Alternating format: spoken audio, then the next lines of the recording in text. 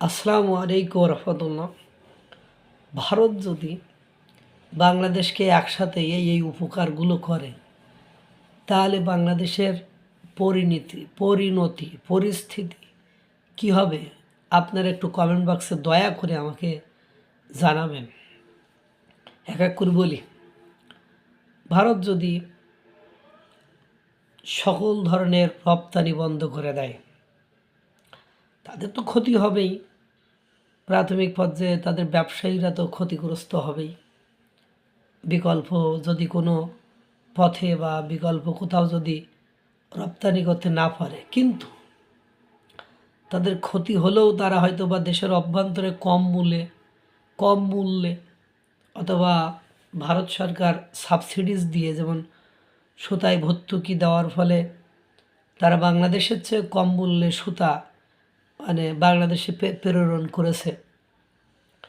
তো ওরকম যদি করে, তাহলে বাংলাদেশ নিত্য প্রয়োজনীয় পণ্যগুলো, চাল, ডাল, আটা, সুজি, মশলা, কাঁচামরিচ, পেঁয়াজ, আলু, রসুন, আদা, এগুলো যদি বন্ধ করে দেয়, বেশি দিন দেওয়ার দরকার নেই, 3 মাস বন্ধ করে দেয়, তখন বাংলাদেশের মানুষের নিত্য প্রয়োজনীয় দ্রব্যের মূল্যের দাম কোথায় যে দাঁড়াবে একটু জানাবেন।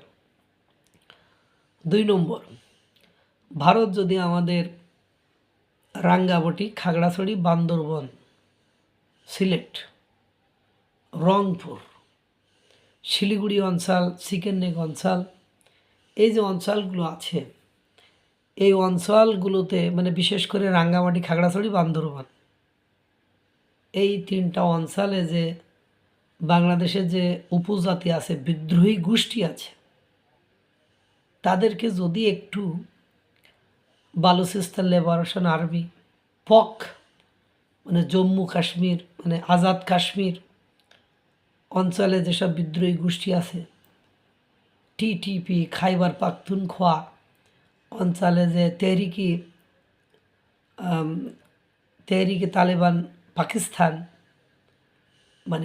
এদেরকে যেমন আফগানিস্তান টিটিপিকে সহায়তা করে শুনি, বিএল বালুচিস্তান লিবারেশন আর্মিকে ভারত সহায়তা করে, এদের মতো যদি বাংলাদেশে থাকা বিদ্রোহী গোষ্ঠীকে একটু 7 সিস্টার্সের ওই অঞ্চল দিয়ে একটু সাহায্য করে, তাহলে আমাদের বাংলাদেশের চট্টগ্রাম অঞ্চলের কি হবে একটু জানাবেন দয়া করে। পাশাপাশি বাংলাদেশের যে ফারাক্কা বাঁধ আছে, যদি একটু বর্ষাকাল মৌসুমি ছেড়ে দেয়, গঙ্গার পানি যদি একটু ছেড়ে দেয়, আপনারা জানেন পাকিস্তানের সিন্ধুর পানি বাঁধ ভেঙে হোক আর যেভাবে হোক একটু ঢুকে গিয়েছিল, কয়েক লক্ষ মানুষ জলাবদ্ধ হয়ে দারিদ্র সীমার নিচে চলে গিয়েছে পাকিস্তানের। সেখানে কয়েক মানুষ মারা গিয়েছে। তাদেরকে পাকিস্তান যে ত্রাণ দিবে বা পাকিস্তান ত্রাণ দিয়ে সাহায্য করবে, সেই সম্পদ, সেই সুযোগ সুবিধা পাকিস্তান তৈরি করতে পারেনি।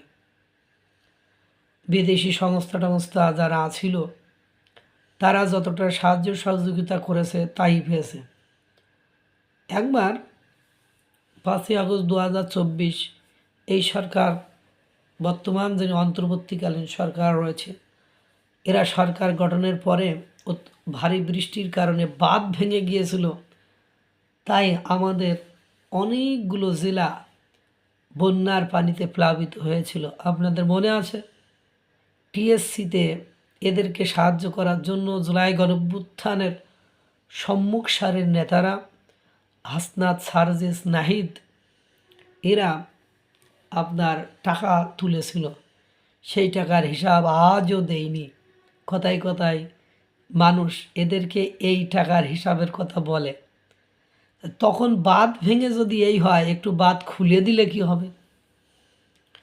ফারাক্কা বাঁধ, তিস্তার ওপার থেকে যদি একটু বাঁধগুলো ভেঙে দেয় বা ইচ্ছা করে যদি একটু ছেড়ে দেয়, তাহলে কি হবে একটু জানাবেন আমাকে।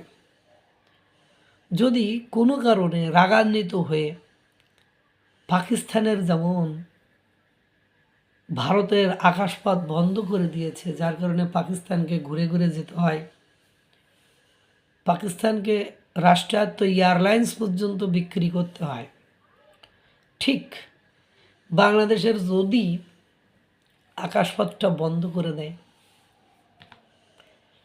এবং তাহলে কি হবে একবার জানাবেন আমাকে একটু দয়া করে, আমার খুব জানতে ইচ্ছে করে এটা।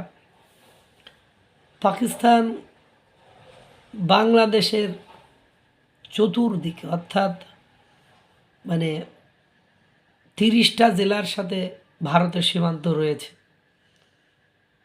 এই 30টি জেলার কয়েকটি অঞ্চলে স্পেসিফিকভাবে 7 সিস্টার্স অঞ্চলে ভারত এখন যে পরিমাণ সেনাঘাঁটি, তারপরে দ্বিতীয় বিশ্বযুদ্ধের সময় ব্যবহৃত আপনার বিমান ঘাঁটি, সেগুলো যেভাবে অ্যাক্টিভ করার চেষ্টা করেছে, বিভিন্ন ফোর্স 71 মুক্তিযুদ্ধের সময় ব্যবহৃত ফোর্সকে আবার অ্যাক্টিভ করছে, তারা যদি মাঝে মাঝে একটুখানি মানে অ্যাকশানে যায় তখন কি হবে একটু জানাবেন। ভারত যদি একটু মানে ঘাড় ঘোরায় তখন কি হবে একটু জানাবেন। মানে সব কিছু মেলায় ইতিমধ্যে ভারত কিছু কিছু সেক্টরে, বিশেষ করে পোশাক, টেক্সটাইল, সুপারি, পান, পাটজাত পণ্য, পাটজাত শিল্প, এগুলোর ক্ষেত্রে আমদানি কমিয়ে দেওয়ার ফলে বাংলাদেশের এই শিল্পগুলোর এখন চরম লেভেলের খারাপ অবস্থা বিরাজ করছে। সুতরাং একটু জানাবেন, আর একটুখানি সামনে যে যদি এই যে কথাগুলো বললাম এগুলো যদি বন্ধ করে দেয় তাহলে বাংলাদেশের কি হবে দয়া করে একটু জানাবেন। আল্লাহ তাআলা সকলকে ভালো রাখুক, সুস্থ রাখুক। আসসালামু আলাইকুম ওয়া রাহমাতুল্লাহ।